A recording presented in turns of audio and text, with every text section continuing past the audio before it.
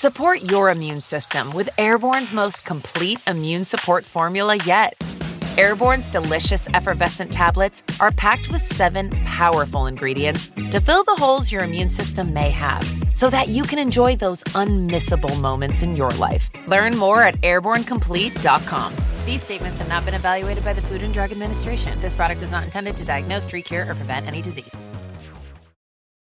This episode is brought to you by Progressive Insurance. Fiscally responsible, financial geniuses, monetary magicians. These are things people say about drivers who switch their car insurance to Progressive and save hundreds. Visit progressive.com to see if you could save. Progressive Casualty Insurance Company and Affiliates. Potential savings will vary, not available in all states or situations. Hello, this is Simon Brew. I'm the editor of Film Stories magazine, and a very warm welcome to a very special episode of the Film Stories podcast. Come with me. And I show you how deep the rabbit hole goes. And movies that had stories. That the story just sucks them in. This is just the beginning. Stories. We would be honored if you would join us. Hello, and a very warm welcome to Film Stories with Simon Brew. I am Simon Brew. As always, there's absolutely everything you need to know about me. Yeah, with the podcast, though, well, I'm here to talk of, the title suggests, of the stories of films. And I tend to talk about production stories, marketing stories, release stories, development stories, all the ingredients, really, that go towards making the films that we know and sometimes love. Just that, the films that we know and sometimes love. The films I tend to cover on this podcast lean more towards the mainstream than anything else. They're films I'm interested in or invested in to some degree. Try not to do snark. I try not to punch down. This podcast is a celebration of cinema and a real appreciation that somehow films manage to get made. What you've happened upon here is one of my occasional special episodes of the podcast, though, where I bring in a filmmaker to talk about their latest release or their body of work, or in this case, both. You're getting a bit of both, because I'm delighted to be joined for this episode of Film Stories by screenwriter, producer, director Drew Pearce. Now, as I spoke to Drew, it was on the eve of the release of his brand new film, The Fall Guy, for which he's written the screenplay. It's based on the 80s television series by Glenn A. Larson. That name's going to come up. It's directed by David Leitch. It's produced by Kelly McCormack. Her name pops up during this conversation. And it stars Ryan Gosling, Emily Blunt, Aaron Taylor-Johnson, Hannah Waddingham, amongst its extensive ensemble. Now, the conversation you're going to hear goes right back through Drew Pearce's career, really. So a few things just to set all of that up. There is the conversation starts with a TV show by the name of No Heroics, which lasted 6 episodes here in the UK. Then Drew Pearce went to Hollywood to try and get that made in the US. We're going to touch on that. We stumble a little bit, it's my fault really, over the name of a UK TV show where we were getting a little bit muddled between Being Human from Toby Whithouse and The Fades from Jack Thorne. So I fully throw my hands up. I got confused. I thought we were talking about The Fades because I really love The Fades. Actually, what you're hearing is a little bit of a chat of Being Human, but I think it explains itself all in there. Drew Pearce also name checks a few things. So just so you know what they are, when he's talking about the first Cap movie, he talks about Captain America. He talks about Iron Man 3, which he wrote the screenplay for. He talks about a bunch of filmmakers in Los Angeles. James Bowen, who has directed 2 of the Muppets films, which I've covered before on this podcast. Dan Mazer, Ian Morris, Sacha Baron Cohen are all British comedy writers, performers, directors who decamped to Los Angeles. Director David Leitch, he worked with on the Fast and Furious spin-off Hobbs Shaw, which we're going to talk about a little bit as well. Then there's a long list here, actually, the more I think about it. Then I briefly touch on a memo written by a guy called Jeffrey Katzenberg, who is heading up Disney, which in turn inspired the film Jerry Maguire. I think it's self-explanatory. The Katzenberg memo came out in the early 1990s when he was in charge of Disney's live-action movie slate, and it was talking about basically making things on a far more frugal basis rather than spending an awful lot. He wrote this very big, long mission statement that was lampooned throughout Hollywood, but bizarrely, over time, turned out to be correct. We then get, of course, to The Fall Guy, which is in UK cinemas on the day this is released, May the 2nd, 2024. It's out in the US, May the 3rd, 2024. I'm going to set, therefore, it's a long preamble, I apologise. I'm going to set, therefore, the conversation up with a clip from the Fall Guy trailer. And then I'll come to my conversation with Drew Pearce, recorded over Zoom from Los Angeles. So do bear that in mind when listening to the audio. The other side of this. So good. Oh, good. Shot to the heart, and you're too late, darling. You give love a bad name. Anyone but him. I didn't approve him. You know that. You are literally the last person on earth I want to see slap the shit out of you. I really could. And I'm open to that in a safer environment. You've been a ghost. No phone call, no text. It's not like I didn't want to apologize. You don't have to explain anything. It was just a flame. So how have you been? God, I hate that thumbs up stunt guy stuff. I'm the director. We're gonna set this man on fire. You're a stunt guy. We need to keep it super profesh. Profesh is my middle name. You said your middle name was Danger.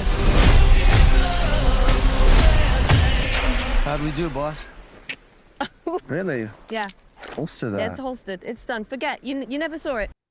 That then was a clip from The Fall Guy, the latest from the pen of Drew Pearce, who joins us all the way from, is that Los Angeles? That looks very posh where you are. It is. I'm in Los Angeles. That's Drew where I've Pearce. lived for a decade. Well, thank you so much for joining me for this Film Stories podcast special. I should point out as well, I'm looking at you here and you're in front of a logo of, I believe, your company, Point of No Return. There it is. It works perfectly on audio, that does. Now, Point of No Return, if I've got this right, has been making baseball caps. And those baseball caps are offering people to basically choose whether movies should be longer or movies should be shorter. And I assume shorter is winning by like 5-1 at the very least. Well, yes. The company started making some merch for Children's Hospital Los Angeles. You can go buy one of our fine hats at pointofnoreturnshop.com. But yeah, so basically we make two hats. One that is make movies shorter, one that is make movies longer. We originally just made the make movies shorter one because obviously any right-minded person thinks that way. But the barrage of film bros up in my DMs who are like, movies should be longer. Movies should be just as long as the filmmaker wants them to be. So I was like, fine, I'll take your money as well. So we have a second one. So with your Hollywood life, I was expecting Quentin Tarantino to be on the phone just complaining, but you know, though it was interesting because like obviously I got like some of the actors or directors or people that I know or have worked with, to throw them on their heads to kind of like do a bit of promotion. And there were quite a few actors who definitely didn't want to wear make movies shorter hats. And I know it's because in their snake brain, it was like, but what if this photo gets into the hands of Paul Thomas Anderson the day he's thinking of casting me for his next 3-hour epic, and he looks at that and he scrunches up his face and he goes, no, I don't want them in the film. See, I'm mentally running through the cast list of The Irishman and Killers of the Flower Moon now. Exactly. My instinct is that Scorsese and PTA, aren't all over my Insta feed, and B, don't really make their casting decisions based on baseball caps. Wouldn't it be amazing? I understand the paranoia that comes with it. My favorite comment was when we issued both of them like a couple of weeks ago, the lovely and brilliant Ryan Johnson posted the link, but also like with an arrow to the longer hat saying, what kind of psycho does this? See, Paul Thomas Anderson, my favorite Paul Thomas Anderson film, one of my favorite films of all time is Magnolia, and that is his longest, isn't it? Is it? I mean, like, I don't know. I mean, like, is it his longest? 3 hours of bliss. I mean, that's the whole thing is like, they're trolling hats anyway. No, I get that. I get that. In the same way that, like, Vermont isn't for lovers necessarily or whatever. Like, hat slogans aren't a way of life, but it is fun how they annoy people. You directed a film, Hotel Artemis. What was that? 94 minutes? 93. You know which hat credit. You're wearing. With credits. Yeah. No, I'm definitely, I know what club I'm in so far. But like the next movie, hopefully, is going to be like the same, runtime as Ran. So Okay, perfect. yeah, like 4+ is just to level it out, basically. My favorite on this was it Death Takes a Holiday, which was what 81 minutes and was remade as Meet Joe Black at 3 hours. Sorry, this has gone completely where I wasn't expecting. No, I love it. Which hat do you buy for that? No, absolutely. By the way, how long was Meet Joe Black? 3 hours. No. Yeah. Oh my God. It might be 181 minutes. And it got to the point where in America, the original film, when they reissued it, I think for the second time on DVD, the original film was a DVD extra. Wow.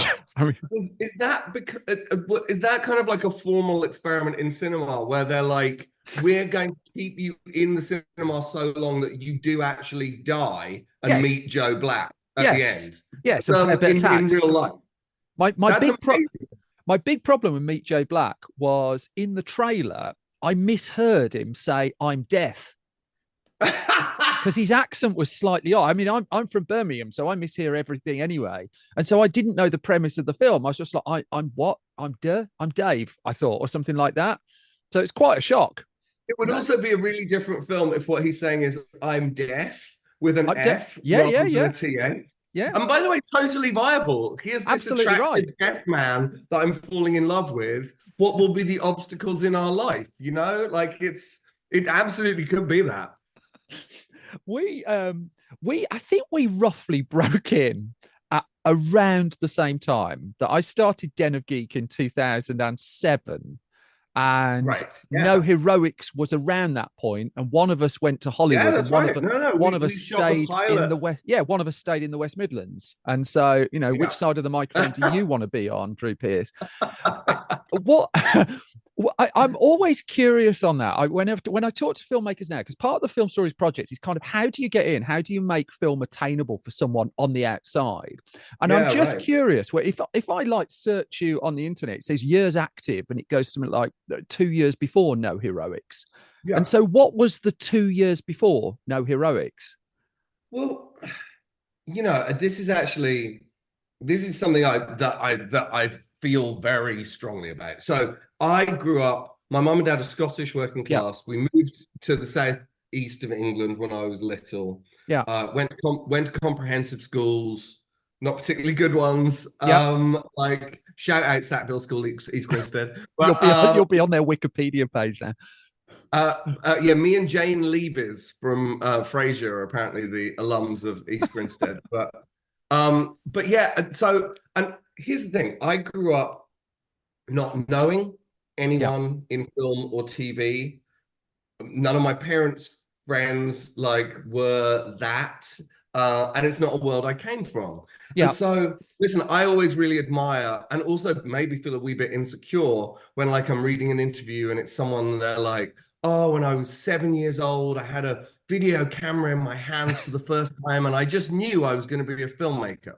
Well, I didn't know I was allowed to be a filmmaker. And maybe that is a failure of imagination on my part. But honestly, I kind of went, I think kind of somewhat from upbringing and all of that stuff, the times when I've kind of realized I could do a thing are when I met a person who was doing it and honestly kind of went, if they're allowed to do it, I totally should be able to. And that's kind of how my journey right until today goes, in that I went to university, paid my own way, got a job at the Face magazine to pay for my own way. Came to London, worked in telly, but that was to pay for being a musician, which I was really not that good at, but I stuck with for a little bit. Yeah. And then, because of being a musician and working in TV, I started writing more and more and directing more and more. Yeah. And at a certain point, I was like, oh, I think I like this and maybe I'm better at this. Yeah. Who knows? Than the other things I've been trying. So I'm not one of those people who's 20s were defined by bam, I got shot out of a cannon in the exact right direction I wanted to go in, Tell me that's not a metaphor. Tell me you actually got. I mean, by the way, I am promoting a stunt movie, so that is. Well, I wondered if you were going on brand there. That's. I mean, not yet, but but so and then so honestly, like No Heroics in 2017 was a script that I'd started writing in 2014. You know, finally got a table read in 2016, managed to squeeze it into, was directing all these shorts, and that helped me kind of get to a pilot. So it was just this long process, basically. But then No Heroics is really interesting because it doesn't get a second season. Like I go to America and do a failed pilot, but the timing of it being, you know, off-duty, off-kilter superheroes just like hits a moment in the culture where nobody's been doing that, but suddenly Marvel has come out of nowhere. And so that's weirdly like that's the origin story, really, is like this weird collision of those two things. But it's worth saying to your original point about, you know, access and entry points to this industry that and this art form that we love. The reason I ended up coming to America to work is because I found it impossible to break into the film industry in the UK. Yeah. It may have changed now. I don't know. That's 15 years ago. But like the point of entry was the ability to live and work for free in London, frankly, like for 5 years. And to do that, you needed to have family money or family contacts who lived in London. So very simple, like prosaic point of entry. Plus, honestly, there was a kind of posh, you know, boys and girls club, you know, a kind of very public school boys and girls club. And I just was not part of it. And it sounds like such a cliche, but time and time and time again, I would hit up against that. And like, this is me as like, you know, a white cis bloke, you know, so like imagine the point of entry denial that was being given to people that like weren't me, you know? But so honestly, that's the reason I came to America, because difficult though that transition was, it is and was more egalitarian because there was a sense that like best idea wins, you know? Even my side of the fence, it was roughly the same. Just like we had to come up with Den Geek because there was no way in, even to magazines and stuff like that, if you were someone just stuck in Birmingham. And Birmingham's a very lovely place. We've got our own film studio and everything there. We're completely showing off. There's a bit in the book, a really interesting book that Joanna Robinson, Dave Gonzalez, and Gavin Edwards wrote about the Marvel Cinematic Universe. And reading the interview you gave in that book, I do wonder, because I'm also interested in turning points in careers. And I wonder if an Icelandic volcano might have been. I mean, I read this passage twice and I looked at it and I was just like, I just wonder what if a volcano hadn't gone off and left you in Los Angeles for 2 weeks longer than originally planned, would we be having this chat? I mean, we 100% wouldn't be. That is the insane nature of the universe, right? You know, the story you're referring to, basically, No Heroics had come out, I'd done the pilot, you know, I was expecting my first child back in England. We were in a rented house. I didn't have a job. Flew to LA and I slept on a sofa for like 3 weeks and tried to get work. And during those 3 weeks, I had my first meeting with Marvel, and which was such a small operation then. It's so hard for people to understand, but it was literally like 4 executives in a crappy office out in Manhattan Beach. One of those executives was Kevin. You know, and they were already doing Iron Man and were shooting Cap, I think, at that time. So maybe Thor was in the can, maybe they were shooting it. So anyway, I go in for this meeting, and it's like the best meeting I've ever had. I walk in the building and every single one of the assistants and the executives has seen No Heroics somehow. They all love it. I feel like I'm coming to my people. You know, we sit down and one of the questions is like, what's your ideal project? And I was like, well, it's a comic called Runaways, which I love. And they're like, no way, we're actually going to make Runaways. And I'm like, this is amazing. And then and I'm like, well, I'd love to pitch. And they were like, oh no, sorry, no. And I was like, sorry, what? And they were like, yeah, we've got 20 people coming in to pitch next week and no slots free. So sorry. And I was like, great, brilliant. So I was heading back to England that weekend, and the unpronounceable Icelandic volcano that I should have learned how to pronounce by now, but I still can't. That people really forget, exploded and literally shut down all of the aircraft for 2 weeks in the Western Hemisphere, which is an extraordinarily weird thing. Yeah, it's not happened since, has it? It's no, and also like so weird how quickly these things like move through the public conscience. It is like someone has kind of like time removed you like Men in Black style. But so anyway, so I'm stuck on this sofa and I send this Jerry Maguire style email to my agents on the Sunday night. If I must be away from my pregnant wife and my soon-to-be child, then I need to get a job. Yeah. And nothing comes of that at all. But the next day, I get a phone call from Jodie Hildebrand, who was an executive at Marvel, one of the ones that I'd met. And she was like, I just heard you were still in town. The pitches for Runaways start tomorrow, and one person just dropped out. So if you can be ready to pitch in 14 hours time, you can have one of the 1 hour slots. Incredible. And so 100%, like it is really interesting when you can mark those sliding doors moments, and that is definitely one of them. Well, you could track it back a long way, couldn't you? If Jeffrey Katzenberg hadn't written the original memo in the early 90s that Cameron Crowe used to craft as the basis of Jerry Maguire, would you be there? I mean, it's incredible, really. I think you said it's a weird one. Yeah. I think you said 2017 No Heroes. It's 2007.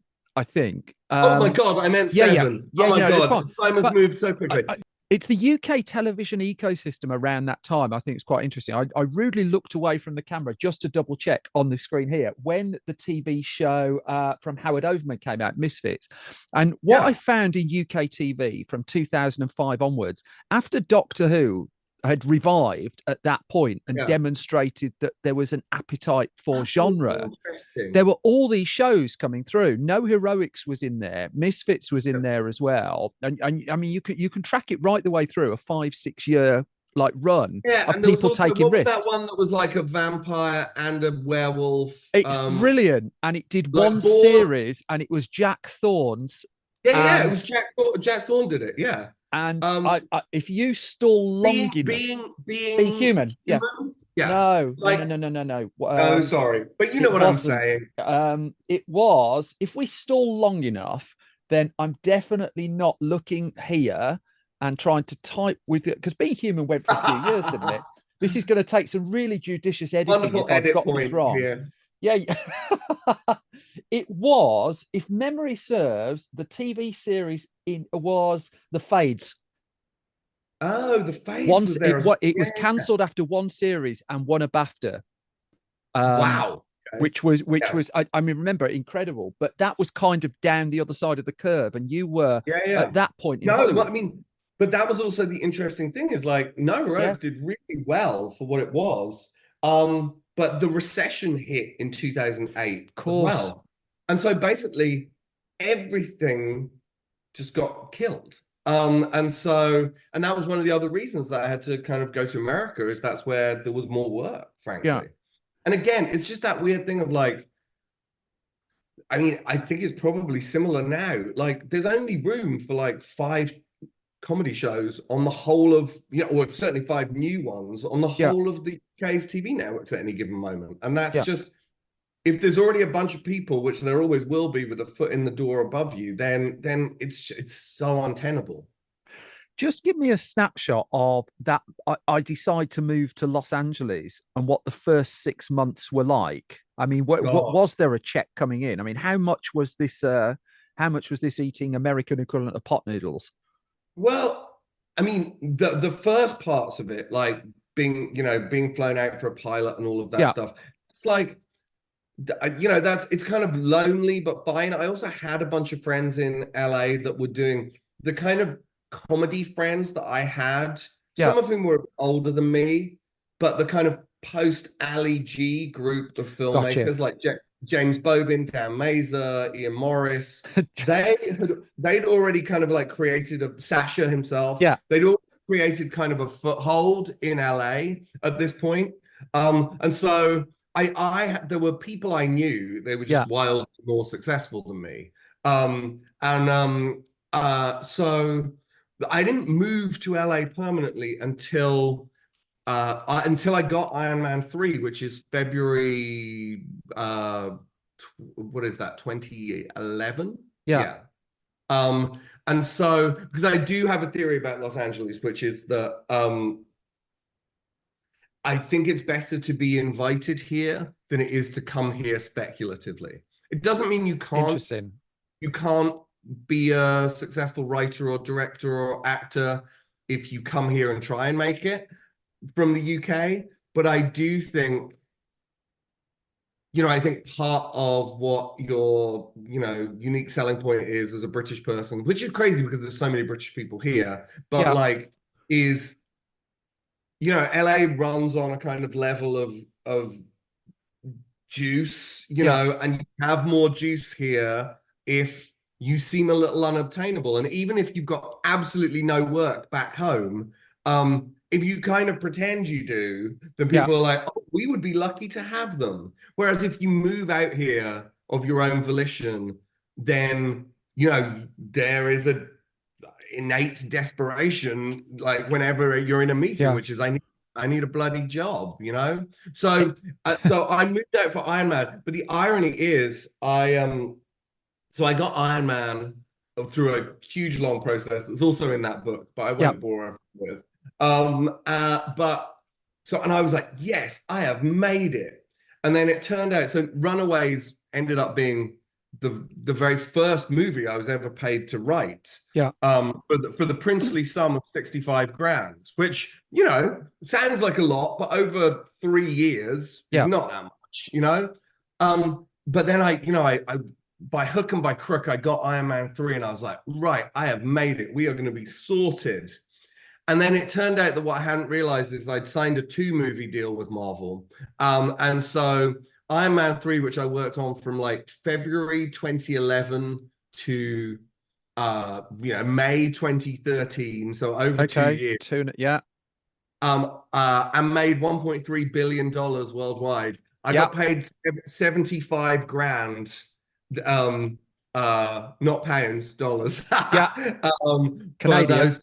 Those 2.5 years of work. So it doesn't amortize out as a great day rate or an hourly rate, I will tell you that. And I've done the math.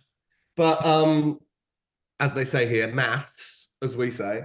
Well, then what did you, if you've done the maths, I'll call your bluff on it. What was the hourly rate for writing at Iron Man? Oh my God. All right. Well, look, I don't have the number at my fingertips, but put it this way. For those 14 to 15 months, I would average a 70-hour week. On Iron Man 3. Let's do the maths. 14 to 15 months. 70 hours. How many days a week? 6 days a week. 6 days a week. So you're doing 420 hours a week. Let's just put it over a year. No, that's not that. No. That's 70 hours, 70 or 80 hours a week. So let's do that by 52. Okay. I've messed my calculator up there. It says you've done 33,600. The editing I'm going to require on this. I mean, it's going to be extraordinary. But 80 hours a week. So you did 4,160 hours in a year. Yeah. So, and I did that for, call it 2 years. Okay. So let's round that up to what? 8,300 hours. Great. Okay. So 75,000 divided by that. So your hourly rate for writing Iron Man 3, no one else has done this, right? Was $9 an hour. What's I mean, genuinely, $9 an hour. So in the UK, that would equate to what, £6 an hour, which is nearly half the current UK minimum wage. Well, I don't want anyone to try and feel sorry for me. I think that would be disingenuous. Well, it's clearly worked out, but good God. Yeah, no, it was weird. Like, so much so that Marvel, who were a famously stingy company. Yes. Right? As that book goes into great detail. As that book goes into great detail of, were really like they you could tell at a certain point they did actively feel bad about it. $9 an hour. Sorry. They kicked in like an additional allowance for us to kind of like, you know, rent a house, not the whole of the house, but like, you know, you could tell they were like, okay, we are taking the piss quite violently. Imagine a world-class graduate education that's accessible, flexible, and designed for career impact. That's Harvard Extension School. Build actionable knowledge and skills in challenging online classes taught by Harvard faculty and industry experts. Explore new opportunities and expand your network with high-achieving professionals from around the world. Part-time learning, real-world impact. This is Harvard on your terms. Learn more at extension.harvard.edu/Spotify.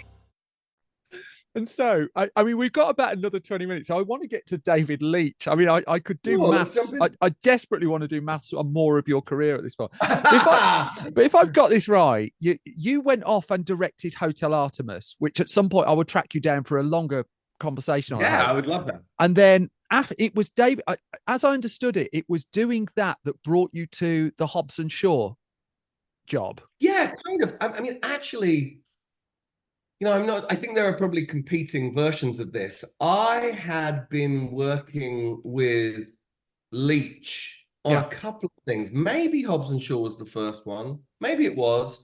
Like, we'd definitely been talking about projects. And actually, you know, out there, I can't say what the franchise is. Maybe it will surface one day. But I actually worked on a really massive franchise restarting script for him and Kelly around about the same time. So partly it was Hobbs Shaw, but with Hobbs Shaw, I literally got brought on I got a phone call the end of the weekend that Hotel Artemis came out in America. And by the way, did not do well. It did much better happily in like Europe and stuff, but you know, the talky, you know, kind of Korean influenced movie that was that they tried to sell erroneously to 14-year-old extreme sports fans did not click. Okay. With a distribution company that sadly it turned out was a lie and then didn't exist 1 week later, which is always a good sign. Okay. Am I going to get sued on this podcast for you saying that? No, they don't exist anymore. That's the joy. Okay, lovely. Like, allegedly, that's how we do it, right? Okay, yeah, except, I mean, I won't say allegedly. I'll say they absolutely blew up. But, okay. Yeah, it's me. It's all on me. Well, you're in front of the sign saying point of no return, may I remind you? I mean, literally, there's a reason. Damn straight. But that weekend I got a call from Dave going, listen, we are whatever it was, 10 weeks out from shooting. Maybe it was less, maybe it was 7 weeks out from shooting. There's a lot of people unhappy with the script. Could you do some work on it? And I was like, yeah, great. He was like, cool. So like, could you get on a plane in like 6 hours? Because Hobbs Shaw shot in London.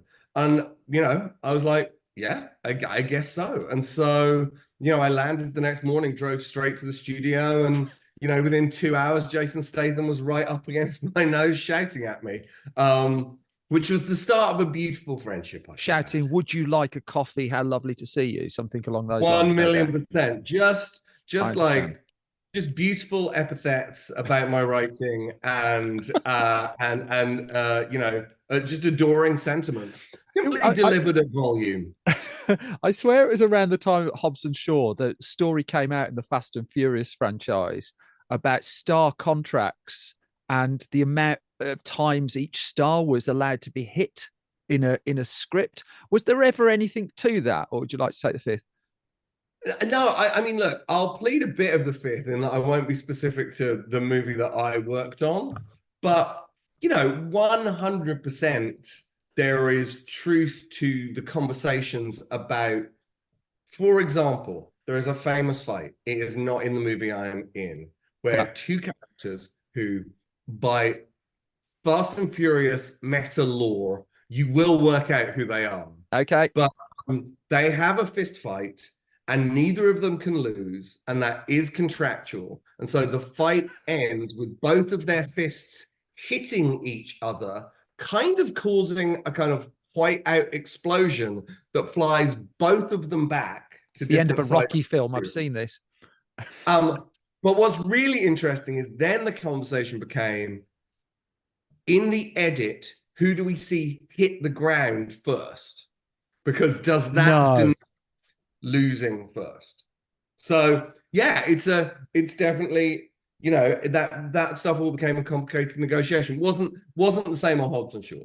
Like, so partly because, like, you know, Dwayne and Statham have just a very different relationship, you know, so both on screen and off screen. So happily, that wasn't stuff that we had to deal with. So everything I've learned about Los Angeles, I learned from the film Bowfinger, obviously. Never mind I'd visited the place. I just figure Bowfinger's the truth. Does it, so you're, what, 10 years into your life in Los Angeles when you come to The Fall Guy? When roughly you start. And I'm always curious about why people write what they write when they write it, if that makes sense. Have you built up a point where you've been through all of this on a bunch of projects? And loads of projects over time been reported that you're involved with that through Hollywood machinations never happened. You get to this point, and I don't know, does the imposter syndrome just kind of just go down a little bit? Do you get to a point where you think, I know what I'm doing? Because one of the things that struck me about The Fall Guy, start to finish, it clearly feels like it's made not just by people who love movies, but people who love cinema as well. Yeah. I mean, there's something quite concentrated about it. Yeah, you know me, I have a real kind of like deep bench appreciation for everything I work in, whether that is when I'm making a comic book thing, you know, whether it's when I work in films. I mean, how long is it? It's 4.5 years since the first conversation Leach and I ever had about Fall Guy. Who started the conversation, you or him? Well, it was the producer Guyman Cassidy, who's on the film, who got the rights for Fall Guy and called Dave and Kelly and called me. And frankly, I think they were like, I'm not sure Drew's going to want to do like an 80s TV adaptation. But weird, The Fall Guy was like, when I was really little, like it was a huge favorite of mine. I used to like pretend to be a stunt man. I thought if you're a Glenn Larson fan, you're a Buck Rogers person. That's how I found Buck Rogers really icky. I was just too young, I think. Like, it kind of creeped me out. I'm more of the era of, like, Street Hawk. You know? Okay. Terrible ZX Spectrum game, that was. Awful. Yeah, exactly. No, and even Manimal, you know, I remember really liking Manimal. But Fall Guy was my favorite. And so hence I did the film. But so it's 4.5 years since I started. And what's really crazy is that's quick for a blockbuster. Which is then really bizarre when you think about the fact we're talking about Iron Man 3, which came out, you know, 2013, was really my first big gig. That's really only 2 Fall Guys ago since. That's interesting. You know, and actually I think that's kind of baked into the film as well, is this idea that like a movie is such a strangely huge undertaking, time-wise, energy-wise, for so many people. Like, they really do come to define kind of epochs in your life because they are also so all-consuming. And so all of that definitely, you know, is in this movie, and everything that I saw for, you know, the decade leading up to it is all in this film, you know. And it's one thing I've found about living in Los Angeles and working in films is everything that anyone thinks is apocryphal is actually true, and almost to a ridiculous degree. Like, when you're 7 years old, you think all famous people are just friends with famous people, right? And then as an adult, you're told, no, that's ridiculous, don't silly. No, it's just true. And so, and every kind of, and it started with No Heroics in America, where I'm literally like on the bus scouting locations to shoot this pilot. I get a text on my BlackBerry saying, there's a person that, you know, a very senior figure in ABC wants to cast in the pilot. And she was like a sportswoman or something. I was like, well, there's nothing for her. And then the follow-up text was, this person would really appreciate it if you did, because they're very close friends with this sports person. And you're like, wait, am I actually on a fucking recce bus on like in the, you know, somewhere near Vancouver, and I'm getting text messages to like put whatever, a dancer, an ice skater, whatever it was, in my comedy pilot in one of the main 4 roles because somebody fancies them. I guess I am. I guess that is Hollywood, you know? So there's and basically everything since, everything's true, basically. So if I like hacked your laptop 3 years ago and compared it to now, compared to what we got, that 4.5 year process, because I mean, I saw 2 Universal. I'm not bigging up the studio per se; it just happens to be coincidental. I saw 2 Universal films pretty much back to back. I saw Abigail and I saw The Fall Guy, and I wondered what the studio notes were on things like this. I wonder what. I mean, I hope your studio executive was well versed in The Last of the Mohicans, for instance, and Strange Places. No, but I'm wondering like what that process was, because I mean, The Fall Guy, as I saw, the version I saw was pretty out there, you know, and I'm not used to seeing blockbusters being able to get through the system like that. No, I mean, I'm really proud. One of the things that, like, you know, and by the way, that joins up Iron Man 3 and this is that they're quite strange movies for blockbusters, you know, like, and with a lot of idiosyncrasy, and this one in a very different way. The reason I'm proud of this one is the thing we protected in this is this very small, very grown up, oddly quite subtle, like, romantic relationship. Yeah. You know, like, it's not operatic. It's not even like studio speak for this is relatable. It is like a small relationship with a problem in it that it looks like they can't surmount. And, you know, there's something really satisfying about having Trojan horse that in through interesting this big, you know, stunt movie. It's my favorite trick with bigger films. I was almost thinking Bogart and Hepburn as I watched it. Oh God. At one point. I'm like, It Happened One Night is like one of the big reference points for this. Like, it's Billy Wilder the whole way, you know? That'll be the unicorn, right? Say again? That'll be the unicorn, right? Billy Wilder loved his unicorns. But no, that's the thing, is like, all my favorite scenes in this movie don't have an explosion in them. They just have Ryan and Emily and kind of no one else. You know, they're fantastic in it, and it is incredibly satisfying. And, you know, I don't know. I feel like it was funny. I saw Challengers at the weekend as well, and I do feel like it's a very different film, obviously, but I feel like bringing humanity and romance back into weekend movies is a thing we're starting to see. Maybe it's authenticity and stuff, but also I think there's just something like, you know, without being trite, in a world where, you know, we talk about like encroaching AI and all of that stuff. Yeah. Very, very, very difficult for an AI to replicate the intricacies and the dance of a scene between 2 people like Emily Blunt and Ryan Gosling. Just not going to happen, right? And I wonder if going forwards, that humanity, the weirdness of our humanity, is the thing to try and keep capturing on film, because there's no way of replicating it. I mean, not right now. I mean, Christopher McQuarrie's point on AI, which I know others have quoted, I just think was bang on the money. It's taking away people's chance to be mediocre. That when they're on the way up and trying things, you need to fail, you need to be bad, you need to be mediocre. If AI stuff is coming in and doing some of that as well, then how do people grow? You're taking, you won't feel the impact of that for 30, 40 years, but you'll feel it.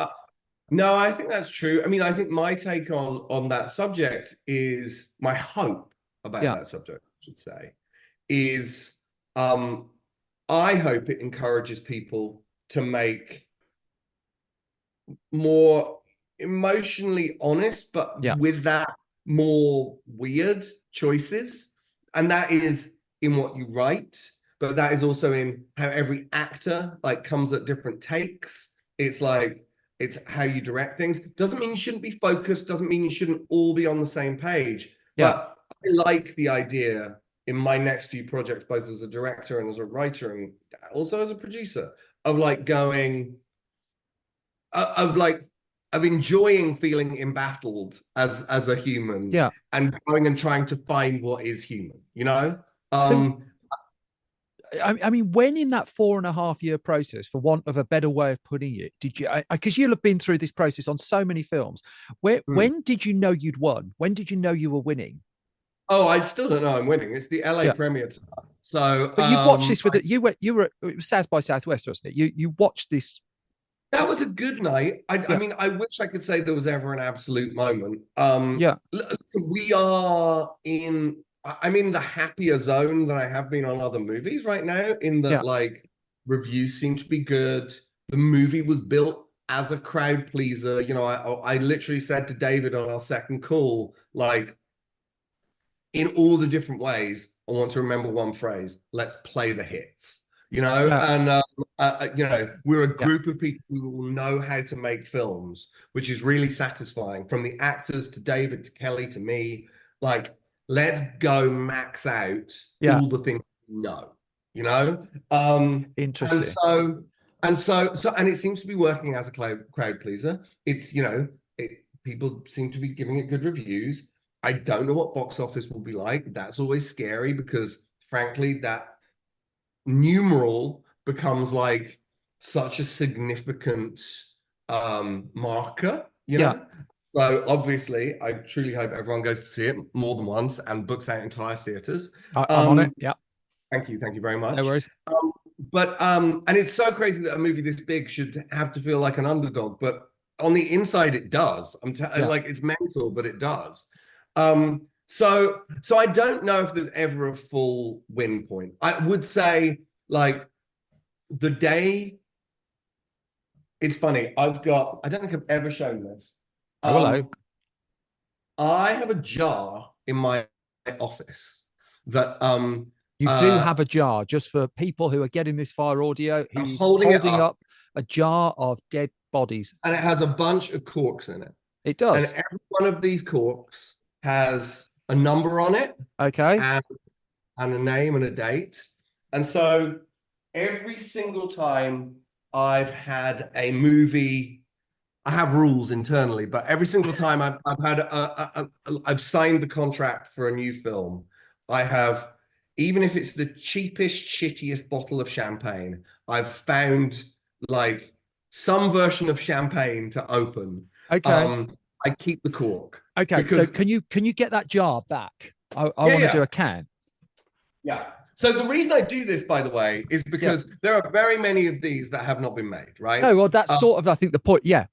Yeah, so you have to kind of create your own champagne moments. And honestly, as a screenwriter, getting commenced is essentially like the only one you can guarantee. So I would guess what, 20, 30 corks in there, yeah? Yeah, it's about 20. Yeah. And how many films have made? I've worked probably on 50 movies. Yeah. 50 or 60 movies.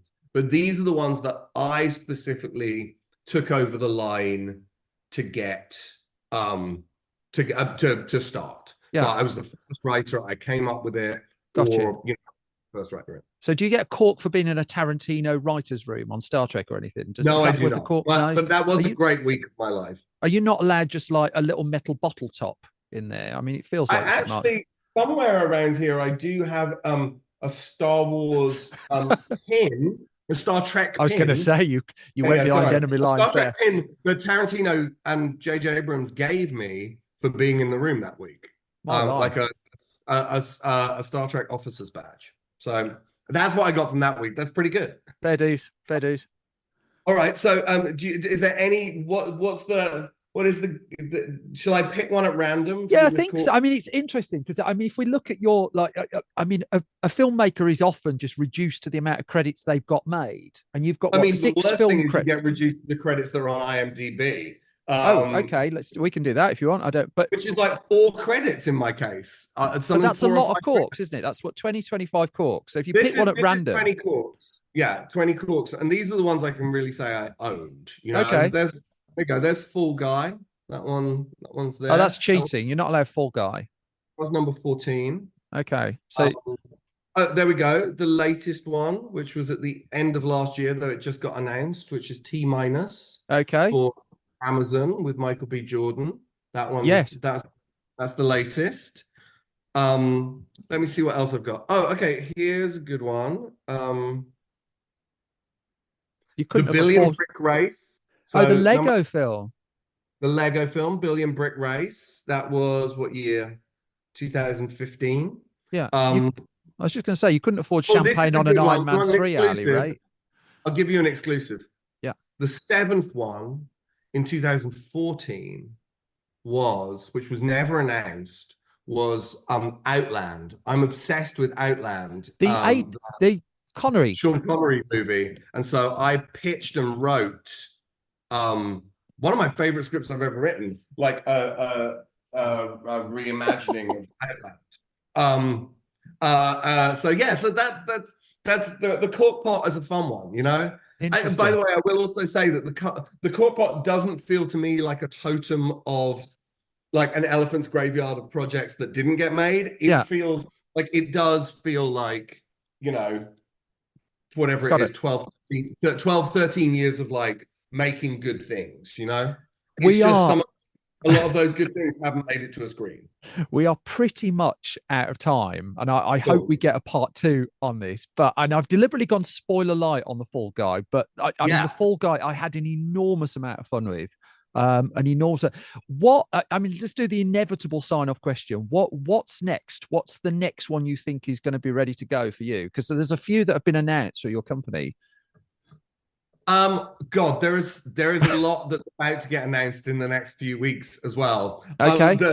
I would say the most, you know, what just got announced this week is a Philip K. Dick adaptation, which is like a supersized version of PKD. I've been working with the estate. I'm working with Michael Jordan and his company, Michael B. Jordan, who I've been working with a lot over the last 6 months, and he was honestly brilliant.